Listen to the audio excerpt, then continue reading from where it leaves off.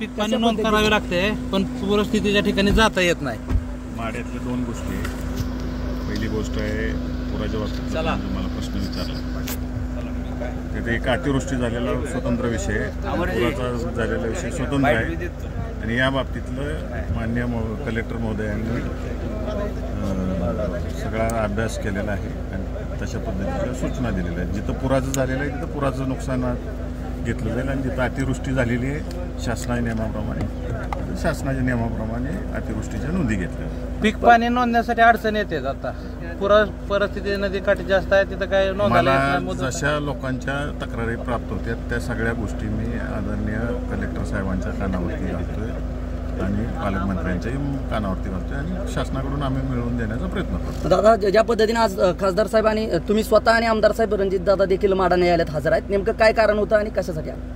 Covid काळामध्ये जे काही मराठा आंदोलन केलं होतं त्यावेळेस गुन्हे दाखल होते, त्या संबंधित कामकाज होतं.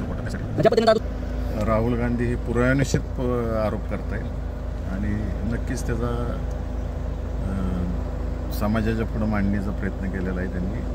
देशाला समजायला लागलेलं आहे, युवा वर्गाला समजायला लागले, सगळ्यांनाच समजायला लागले, मतदारांना. आणि अजून बऱ्याच गोष्टी ते पुढे आणणार आहेत, देशासमोर येतील ह्या सगळ्या. अशा या लोकसभा निवडणुकीमध्ये असा काय अनुभव आला का? आमदार अभिजित पाटलांनी सांगितलं होतं की मला देखील अनुभव आला निवडणुकीच्या दरम्यान वगळलीत वगैरे नावं, असं काय आपल्याला प्रत्यक्ष अनुभव आलाय का?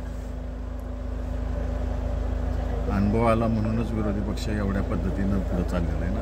अनुभवास कोण जात नाही पुढे तसं. धन्यवाद.